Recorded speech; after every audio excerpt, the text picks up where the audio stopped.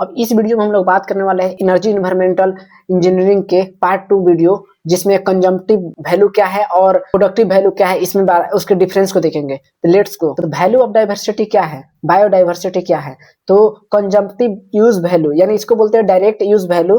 तो product directly use by local communities for subsistence without commercial market and involvement. यानी जो कंजप्टिव value use होता है वो प्रोडक्ट होते हैं जो लोकल कम्युनिटीज डायरेक्टली यूज करते हैं बिना मार्केट के इन्वॉल्वमेंट किए हुए। अब इसके कैरेक्टरिस्टिक के बारे में बात करते हैं। तो नॉन मार्केट वैल्यू यानी जो होते हैं मार्केट में उसका वैल्यू नहीं होता है। फिर उसके बाद यूज फॉर डेली सर्वाइवल यानी डेली यूज सर्वाइवल के लिए किया जाता है। फिर उसके बाद नॉन मॉनिटरी एक्सचेंज इन्वॉल्व यानी जो मॉनिटरी एक्सचेंज नहीं करते इसके लिए यूज किया जाता है। अब इसके एग्जांपल के साथ इसके कौन कौन से हुए, तो फूड में हम लोग कौन कौन सा हुआ, fruits, vegetables, grains, ETC, fuel हो जाते हैं। फिर उसके बाद फोडर आ जाते हैं। फिर उसके बाद मेडिसिन, कंस्ट्रक्शन, फाइबर, तो ये सब हो गए इसके एग्जांपल्स। अब बात करते हैं प्रोडक्टिव वैल्यू क्या है, यानी कमर्शियल वैल्यू इसको कमर्शियल यूज वैल्यू भी बोलते हैं।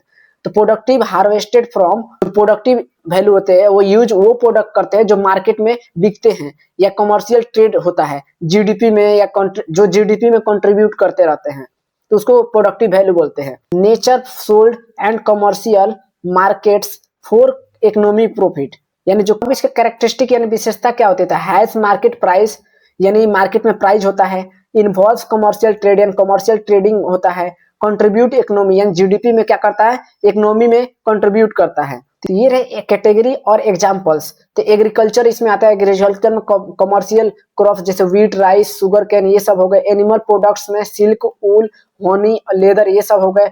फार्मा में पेनिसिलिन होते हैं, मेडिकल जो होते हैं, एंटीबायोटिक होते हैं, एस्पिरिन होते हैं। फिर कॉस्मेटिक में इसेंशियल ऑयल्स हो गए, परफ्यूम हो जाता है। इंडस्ट्रीज में रबर, टिम्बर, पल्प, पेपर, ये सब होते हैं। एक्सपोर्ट आइटम में मेडिसिन, प्लांट्स, स्पीसीज, ये सब हैं। अब दोनों में difference between consumptive and productive value यानी दोनों में क्या डिफरेंस होते हैं। तो सबसे पहले कंजप्टिव में जो होता है ये डायरेक्ट होता है और लोकल यूज होता है। और इसमें प्रोडक्टिव वैल्यू में क्या होता है, कमर्शियल होता है और मार्केट में यूज होता है। इसमें नो मॉनिटरी यूज वैल्यू होता है। इसमें क्या होता है कि हैज मार्केट प्राइस यानी मार्केट के प्राइस पे डिपेंड करता है। सबसिस्टेंस लेवल होता है, इसमें इकोनॉमिक का प्रॉफिट होता है जैसे जीडीपी में। एग्जांपल में जैसे फायरवुड हो गया, फॉर होम के लिए यूज करते हैं लकड़ी को। टिम्बर हो गया, इसको सोल्ड करते हैं मार्केट में, जैसे कि एक कोयला हो गया, इसको भी सोल्ड करते हैं मार्केट में।